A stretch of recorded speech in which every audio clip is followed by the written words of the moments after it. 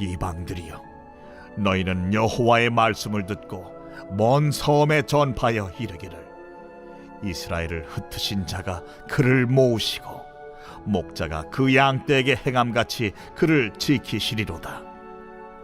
여호와께서 야곱을 구원하시되 그들보다 강한 자의 손에서 속량하셨으니 그들이 와서 시온의 높은 곳에서 찬송하며 여호와의 복 곧 곡식과 새 포도주와 기름과 어린 양의 떼와 소의 떼를 얻고 크게 기뻐하리라.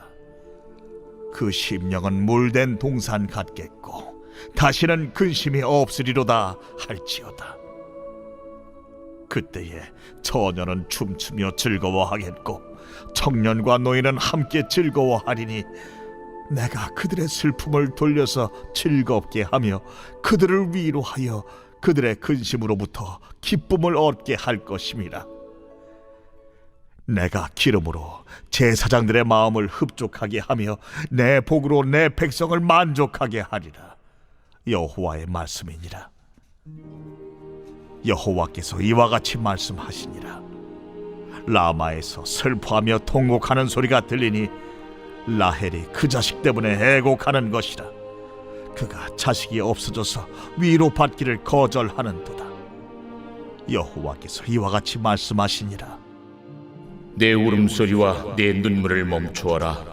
내 일의 삭슬 받을 것인즉 그들이 그의 대적의 땅에서 돌아오리라. 너의 장래에 소망이 있을 것이라. 너의 자녀가 자기들의 지경으로 돌아오리라. 에브라임이 스스로 탄식함을 내가 분명히 들었노니 주께서 나를 징벌하심에 멍에 익숙하지 못한 송아지 같은 내가 징벌을 받았나이다. 주는 나의 하나님 여호와이시니 나를 이끌어 돌이키소서. 그리하시면 내가 돌아오겠나이다. 내가 돌이킨 후에 뉘우쳤고 내가 교훈을 받은 후에 내 볼기를 쳤사오니 이는 어렸을 때 치욕을 짐으로 부끄럽고 욕됨이니이다 하도다. 에브라임은 나의 사랑하는 아들 기뻐하는 자식이 아니냐. 내가 그를 책망하여 말할 때마다 깊이 생각하노라. 그러므로 그를 위하여 내 창자가 들끓으니 내가 반드시 그를 불쌍히 여기리라. 여호와의 말씀이니라. 처녀 이스라엘아, 너의 이정표를 세우며 너의 편말을 만들고 큰 길, 곧 내가 전에 가던 길을 마음에 두라. 돌아오라, 네 성읍들로 돌아오라. 반역한 딸아, 내가 어느 때까지 방황하겠느냐. 여호와가 새 일을 세상에 창조하였나니 곧 여자가 남자를 둘러싸리라. 오늘 말씀은 하나님이 창조하신 새 일이라는 제목으로 함께 말씀을 나누겠습니다. 오늘 말씀 먼저 10절부터는 이방인들을 향해서 이야기합니다. 즉 하나님께서 유다 백성들을 돌아오게 하실 텐데 그 일이 이방인들에게 증거가 되어서 오히려 그들이 하나님의 역사가 무엇인지 노래하게 될 것이다, 이렇게 이야기를 하고 있는데요. 이것은 단순하게 우리가 잘 돼서 예수 안 믿는 사람들이 우리를 부러워한다, 이런 의미로 이해하기보다는 오히려 선교적 관점입니다. 하나님께서 행하신 일을 보면서 이방들이 그 하나님이 누구신가를 깨닫고 그 이방인들도 하나님께로 돌아오게 하는 그런 선교적인 메시지가 여기에 담겨져 있습니다. 그러면서 하나님께서는 이제 이스라엘 백성들이 돌아왔을 때 하나님께서 그들에게 복을 주시는데 그들에게 생존할 수 있는 여건을 허락하신다, 이런 이야기를 합니다. 오늘 성경에 보면은 거기에 어린 양의 떼와 곡식과 포도주와 이런 것들이 있을 것이다 라는 말씀은 어떤 우리가 부가 넘쳐서 그렇게 되면 좋겠습니다만 그 메시지도 담겨져 있지만, 그러나 이 삶의 모습에 대한 이야기를, 중동지방에 대한 이해를 좀 하면 그들이 먹고 사는 기본적인 생활의 터전이 목축업입니다. 그러니까 하나님께서 그들에게 생존할 수 있는 여건을 만들어 주시는 것, 그것이 바로 복이라고 말씀하고 계시는 겁니다. 그러면서 그들에게 심령이 물된 동산 같겠다라고 말씀합니다. 여기서 심령이 물된 동산 같다라는 말은 여러분 물된 동산이라는 말은 오아시스를 생각하시면 되겠는데요. 즉 중동 지방에는 광야 지대여서 물이 없습니다. 물이 있는 곳은 오아시스 지역밖에 없거든요. 그럼 물된 동산이라는 말은 오아시스 주변에 있는 동산밖에 이렇게 푸른 곳이 없습니다. 그래서 오늘 하나님께서는 말씀하고 계시는 것이 그들의 마음에 근심이 없어서 물된 동산과 같다라는 말은 두 가지의 의미를 갖고 있습니다. 하나는 생존하는 데 있어서 살아가는 데 걱정 없이 하나님께서 은혜 베푸시겠다, 이런 의미가 되기도 하고요. 또 하나는 물된 동산이라는 말은 물된 동산의 오아시스 근원이 무엇입니까? 하나님이십니다. 그러니까 하나님이 물된 동산이셔서 오히려 그 하나님께 있음으로 인해서 너에게 염려와 걱정이 아니라 하나님의 돌보시고 필요를 따라 너희를 공급하시는 역사를 경험하게 될 것이다 라고 말씀합니다. 여러분 오늘 우리도 마찬가지입니다. 세상을 살아갈 때 보면 특별히 우리가 미래에 대한 걱정, 두려움이 유독 많은 민족이 우리 민족입니다. 그것은 우리 민족이 오랫동안 전쟁과 최근세사로 현대사로 와서는 일제강점기와 6.25 그리고 그걸 통해서 완전히 황폐했다가 새로 일어나야 되는 그런 상황을 우리가 경험했습니다. 그러다 보니 우리 모두가 염려가 여전히 남아 있습니다. 또한 그뿐만 아니라 우리나라는 자원도 없고요. 또 북한에는 끊임없는 야욕이 있고 이런 상황들이 계속 연출되기 때문에 우리가 불안한 심리가 좀 다른 나라에 비해서 많은 것은 사실입니다. 제가 많은 나라를 가보지 않았지만 나라들마다 좀 특징이 있더라고요. 대체적으로 땅덩어리가 큰 나라들, 비옥한 땅을 가지고 있는 나라들은 조금 이렇게 여유가 있더라고요. 그런데 우리처럼 작은 나라 그리고 외세의 침략을 많이 경험한 나라들은 굉장히 좀 조급하고 두려워하는 마음들이 유독 많은 것 같습니다. 오늘 성경에서 이스라엘과 남유다 백성들도 마찬가지입니다. 그들도 지정학적 위치에 있어서 항상 이런 모습이었는데 오늘 이들에게 하나님께서 말씀하시기를 더군다나 포로 끌려가기까지 되어졌음에도 불구하고 너희가 마음에 염려하지 말라고 이야기합니다. 왜냐하면 하나님을 의지하는 것이 물된 동산이라는 것이죠. 그래서 오늘 우리도 마찬가지입니다. 우리가 하나님께 물된 동산으로 우리가 있다면 우리가 결코 염려할 일은 아니라는 것을 말씀하고 계시는 내용이 되겠습니다. 그러면서 이제 하나님께서는 제사장들에 대해서도 이야기하기를 그들에게 기름을 주어서 흡족하게 할 것이다 라고 말씀을 합니다. 그러면 이 말씀은 어떤 거냐면 당시의 사람들이 미래에 대한 두려움과 걱정이 커지잖아요. 그러면 하나님께 11조를 드리지 않습니다. 11조를 드리지 아니하며 제사장들과 레위 지파들은 기업을 받지 못했고 세상적인 직업을 선택할 수 없었기 때문에 그들이 굉장히 어려움을 처합니다. 그래서 이 시대에 보면 많은 제사장들과 레위 지파들이 자기 본분의 사역을 하지 않고 삶의 터전으로 나가버립니다. 그러다 보니 하나님을 향한 제사는 더 안 되고 말씀의 가르침은 더 안 되고 이게 반복이 되는 겁니다. 계속 되다 보니까 오히려 하나님을 향한 예배와 말씀의 가르침은 오히려 그들에게서 떠나버리고 또 유다 백성들은 그러다 보니 어떻게 됩니까? 신앙이 더 우상화되고 계속 이게 반복되는 상황이 되어졌던 겁니다. 그런데 오늘 하나님께서 물된 동산이 되어서 너희들에게 풍족함을 주셨을 때 제사장들에게도 그런 하나님의 은혜가 임해서 하나님을 향한 예배와 또 백성들을 향한 가르침 이것이 흔들리지 않는 그런 나라로 세우겠다 이렇게 말씀하고 계시는 내용입니다. 오늘날도 마찬가지입니다. 오늘날 우리 교회들 우리 교회만이 아니라 한국교회 면면을 보다 보면 과거에 비해서 성도들의 삶이 더 좋아지지는 않은 것 같습니다. 분명 경제적인 여건이라 이런 것들은 훨씬 더 좋아졌는데 우리가 써야 될 일들이 많은 겁니다. 이거저거 관심 가져야 될 게 너무 많은 거예요. 그러다 보니 하나님 앞에 드려야 될 예물에 더 적어지는 경우도 있는 것 같습니다.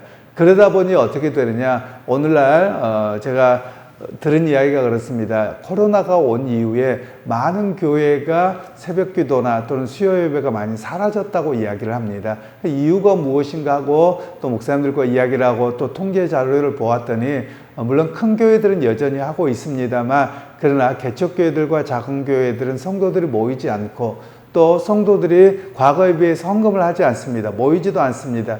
그러니까 목사님들이 생계로 나가서 주로 밤에 야간 운전을 해야 돼서 대리 운전을 하고 이러다 보니 이것이 자꾸 반복된다, 이런 이야기를 들었습니다. 사실 이렇게 되는 것은 이스라엘 백성들이 하나님을 떠나가게 되고 오히려 잘 세워지지 못하는 그것이 반복의 역사가 될 수 있거든요. 그래서 오늘 우리 자신도 한번 살필 필요가 있습니다. 즉 모이기를 힘쓰는 일과 하나님 앞에 내 의무를 다하는 개념이 있습니다. 우리가 헌금을 드리는 것은 단순하게 하나님께서 내가 복 주시기를 바라는 그런 마음이 있기도 하겠습니다만 그것만이어서는 아니 되고요. 하나님께서 말씀하신 명령이기도 하고 또 교회 공동체에 대한 또 특별히 목회자들에 대한 그런 의무감이 바로 주어졌던 것이 헌금의 원리이기도 하거든요. 바로 그런 부분들이 약해졌을 때 오히려 교회는 타락하고 또 우리의 신앙도 무너지고 하는 그것이 반복되어집니다. 바로 그런 이야기 속에서 하나님께서는 제사장에게 기름을 주어서 이제 하나님에 대한 예배와 성도들이 하나님을 향한 믿음의 회복의 역사가 있을 것이다, 이런 이야기를 말씀하고 계시는 내용입니다.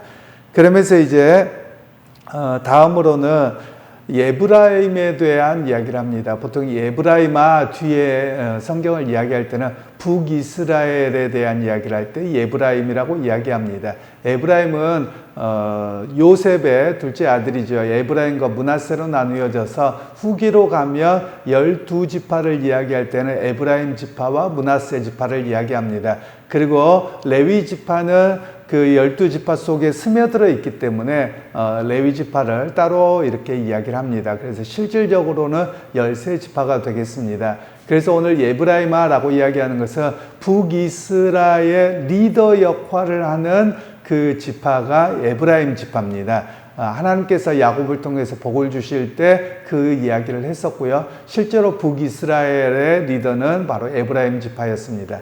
바로 그런 상황에서 그들을 향해서 하나님의 마음이 어떠하느냐, 내 창자가 끓는다라고 이야기합니다. 이미 이 시대는 북이스라엘은 멸망당해서 아수르에 의해서 다 흩어져 버렸거든요. 피가 섞이고 막 이렇게 상황이 됐습니다. 그럴 때 하나님께서는 당신의 백성으로 돌아와야 될 그들이 오히려 우상숭배와 그리고 세상의 세속주의에 빠져서 혼합주의로 빠져있는 그 모습을 보면서 하나님께서 애끓는 심정이다 라고 말씀합니다. 여러분, 오늘 이 말씀은 우리에게 이렇게도 말씀합니다. 오늘 우리가 믿음 생활합니다. 그런데 믿음 생활을 하는데 많은 이들이 세상과 교회에 양다리 걸치고 있는 분들이 많습니다. 물론 우리가 세상에 살아가지만 그리스도인으로 살아내야 됩니다. 그런데 믿음보다는 세상적인 사고방식, 그리고 세상의 영향력과 또 믿음의 두 개가 짬뽕되어 있는 혼합주의적인 요소들이 의외로 많거든요. 그러다 보니 이런 일들로 어떻게 되느냐, 교회는 떠나지는 못하면서 신앙생활은 제대로 하지 않는 그런 모습이 오늘 우리 안에 많이 있는 것 같습니다. 바로 하나님의 마음을 정말 창자가 끓는 것처럼 아프게 하는 그런 상황이 되어서는 아니 됨을 우리에게 말씀합니다. 그래서 우리가 믿음 생활하면서 하나님의 마음을 아프지 않도록 우리가 바른 믿음 생활을 해야 됨을 우리에게 말씀하고 있는 내용입니다. 그러면서 이제 21절에서 22절 말씀은 처녀 이스라엘에게 이야기합니다. 즉 처녀라는 말은 우리가 보통 순결함을 이야기하죠. 그래서 이스라엘 백성들 가운데 하나님만을 의지하는, 즉 세상과 우상 종교에 빠지지 아니하고 자기의 신앙의 순결함을 지키는 이들이요, 이렇게 말씀하고 계시는 겁니다.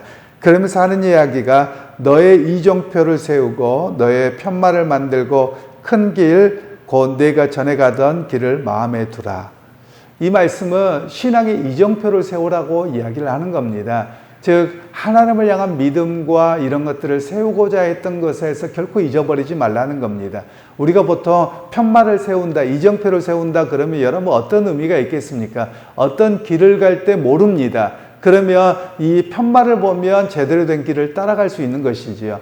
그래서 선교적 관점에서는 이스라엘 백성들이 그 역할입니다. 이스라엘 백성들이 어떻게 하면 구원을 받고 어떻게 하면 이 땅에서 하나님 돌보심을 경험하게 되는가, 세상을 향한 이정표가 됐어야 됩니다. 편말이 되어서 하나님을 의지하고 살아가는 사람들은 이런 사람입니다 라고 역할을 했어야 되는데 그걸 하지 못했었습니다. 그래서 오늘 이제는 너에게 그 역할을 해라 라고 말씀하고 계시는 겁니다. 그러면서 자기 자신에게도 마찬가지죠. 자기 자신에게도 삶의 이정표라는 말은 목적지를 세우는 것이죠. 그래서 하나님을 향한 예배와 믿음의 사람으로 살아가겠다는 그 이정표를 바르게 세우도록 이야기를 하는 겁니다. 여러분, 오늘 우리에게도 마찬가지입니다. 신앙생활을 할 때 하나님을 향한 바른 믿음의 이정표를 세워야 됩니다. 그게 무너져 버리면 신앙이 무너집니다. 그냥 교회에서 이끄는 대로 뭐 하는 대로 그냥 우하다 보면 그냥 무너져 버립니다. 세속주의에 무너지기가 너무 쉽습니다. 그러기에 우리 가운데 마음의 결단을 나는 신앙생활을 이렇게 해야 되겠다. 평생에 나는 주님을 의지하는 믿음에서 흔들리지 아니하겠다. 올해는 이런 계획을 세워봐야 되겠다. 이런 이정표를 세울 때 믿음의 역사가 무너지지 않음을 우리에게 말씀하고 있는 내용입니다. 그러면서 22절 말씀에는 반역한 딸아 내가 어느 때까지 방황하겠느냐 여호와가 새 일을 세상에 창조하였느니 곧 여자가 남자를 둘러싸리라. 여기서 새 일은 이스라엘 백성들의 방황을 끝내는 하나님의 일입니다. 물론 이 일은 나중에 예수 그리스도를 통해서 믿음의 사람들이 돌아오게 하는 그런 역사를 이야기하고 예고하고 있는 내용이기는 합니다. 그래서 오늘 마음의 중심을 최우선적으로 하나님 앞에 둘 때 하나님이 이루시는 창조의 일, 새 역사의 일을 경험하게 될 것이다 라고 말씀합니다. 여러분, 이 말씀은 오늘 우리의 삶의 자리에서도 마찬가지입니다. 우리가 크고 작은 일들 속에서 하나님께 마음을 두면 우리의 삶의 자리에서 하나님이 이렇게 역사하셨군요. 하나님의 은혜가 이렇게 나타났습니다. 이런 고백을 하는 것이 바로 하나님의 새 역사를 우리의 삶에서 경험하는 일이라고 할 수 있습니다. 그러기에 여러분, 오늘 또 마음의 중심, 이정표를 하나님 앞에 두었을 때 오늘 또 여러분의 삶에서 하나님의 일하심을 경험하기를 소원합니다. 여러분의 삶을 통해서 함께 하셨던 하나님, 은혜 베푸셨던 하나님, 구약에서만 그랬던 것이 아니라 오늘 우리의 삶의 자리에서도 여전히 일하시고 행하시는 그 하나님을 기대하는데, 그리고 우리의 마음을 하나님께 중심을 두고 살아감을 통해 경험하게 되는 오늘 하루의 삶이 되기를 주님의 이름으로 축원합니다. 하나님, 오늘 또 새 일을 이루실 하나님을 바라봅니다. 하나님, 마음을 하나님 앞에 두었을 때, 하나님의 역사를 의지했을 때 하나님의 이루시는 은혜를 경험하고 볼 수 있음을 믿습니다. 하나님, 오늘 또 우리의 믿음이 흔들리지 않게 하시고 삶의 역사를 경험하는 우리 모두가 되게 하옵소서. 예수님의 이름으로 기도하옵나이다. 아멘.